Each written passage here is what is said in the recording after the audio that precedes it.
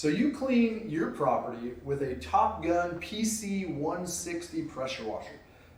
This is a great little unit, guys. This thing's awesome. It's lightweight. It's got good enough pressure, good enough power for what most people need for their property. Let's talk today about how you can get the most out of it. How you can get an expected life of 10 years or more out of this. How you can avoid some of the problems that happen with pressure washers. So, first of all, let's talk about oil and gas and maintenance, and then we'll get into starting it and some of those sort of things. So this is a 4-cycle machine. It requires gas and oil. I started with it in the wrong direction. That wasn't very wise of me. Okay, 4-cycle requires oil right here. I'm going to take this gray dipstick out. Boom. On a Honda engine, my general rule of thumb is I want to take the oil level right up to the bottom of the threads. And I can use this dipstick as an indicator. The oil on this machine should be changed initially at 10 hours, and then after that, probably every 40 to 50 hours.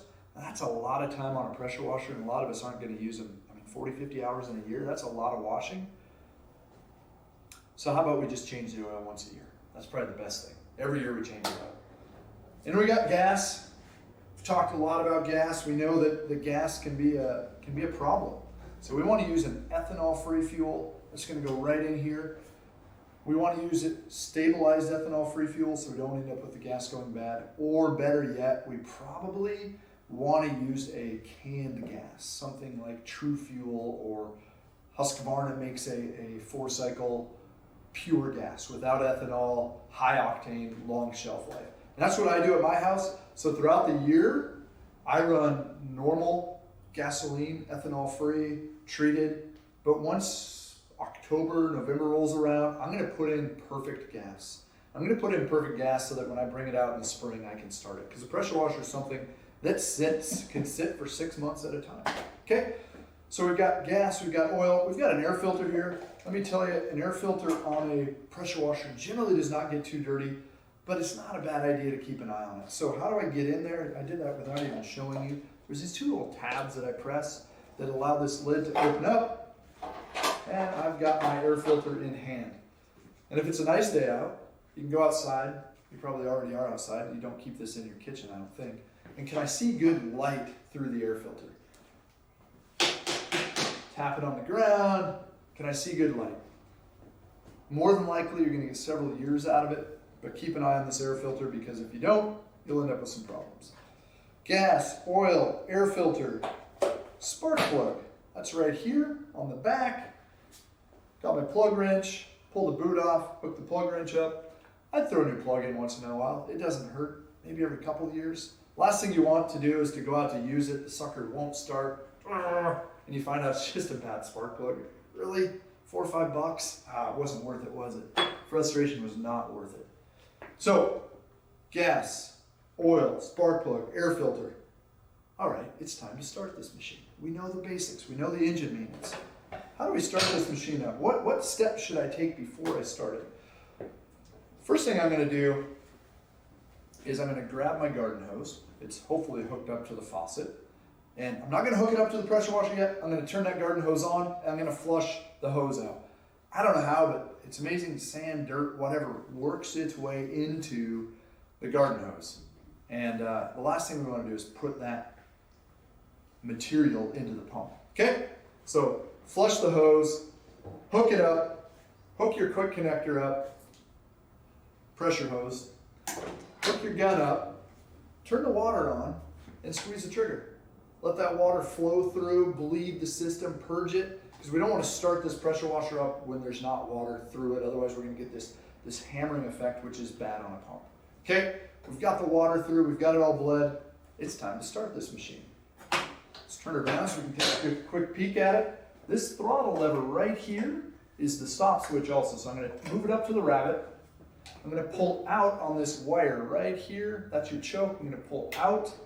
Okay? Simple trick. When I pull the rope, I want to be squeezing the trigger on the wand. Why do I want to do that? It relieves the pressure. It's going to make it pull over much easier. So watch your aim. Don't be shooting in the wrong direction. And pull it, and it's going to start. Okay? Let go of the trigger. and slowly work this choke back in. A pressure washer takes a lot of power. There's a heavy load on it. And so if I turn that choke off right away, I'm probably gonna have the engine die. So push that choke in slowly, and then we're good to go. Now, once this thing's up and running, what do I need to do? What do I need to do to care for this, to not damage it, to prevent me burning up a pump? We need to keep water running through it. Okay, on a normal engine, here's my engine, there's a fan that draws air through the engine that keeps it cool. But on a pump, there's no fan. The cooling is all coming from the water that's flowing through it. So I want to keep this gun, this trigger, working most of the time. Okay? If I have to stop, if I have to let go, that's fine. But when I hit 30 seconds, time to shut this engine off. So I'm pressure washing my patio, coming along, table, 4 chairs. I'm not going to move all that stuff in 30 seconds. I'm going to have to shut it off and go move it. So before I start, I should have cleared my patio, but I didn't. I'm pressure washing, and I come across 1 chair. I bet I can let go of this trigger, set it down, go move the chair, and get back on the trigger within 30 seconds. That's fine, but keep 30 seconds as a general rule of thumb on this. Some options, we've got quick connect hose. This is a 25 footer. We can add another 25, or we can add a 50. At home, I have a 25 and a 50. That's really nice, because the 25 is sweet when I'm doing the tight areas, maybe washing around a vehicle. The 50 is nice when I'm doing my driveway. And when I throw another 25 on it, I got 75 feet, and I can get a long ways around my house. So that's a nice add. We know how to start it. We know we got to keep water running through it. Let's talk about these different nozzles here a minute. Okay? We've got 1, 2, 3, 4, 5 nozzles. We've got a 0 degree nozzle, this red nozzle here. That's a hard punch, really flat, really focused. I'd be careful on what I use that on. You know, maybe concrete, but even that's going to probably leave lines in your concrete. I've got this yellow nozzle, it's 15 degree. That's going to open up the stream a little bit. This is really ideal for concrete, for washing your sidewalks, patio, something like that. And we got this 25 degree. This is good, I think, when you're getting into a deck or siding on a house. And then this 40 degree, this is even lighter yet. This is something I'd use on a vehicle. Okay? And then this black one, that is a soaper nozzle. What that does is it sucks soap up through the pump and shoots out the nozzle or the gun here. Okay? So that's good when I want to, maybe I have some algae that I want to cut. So I make like a green algae killer that I want to put on. Okay, I'm going to put this black nozzle on, hook it on the end of the gun, drop the hose into a bucket, apply the material to it, put the other nozzle on and clean it. Winterizing, I talked about fuel, right? The other thing is a pump saver. This right here hooks into the inlet where the garden hose would hook up, and I simply squirt it until the material that's in here comes out, okay? That's gonna keep this pump from freezing, from causing damage. So the things that kill a pressure washer, honestly, are water not running through it, okay?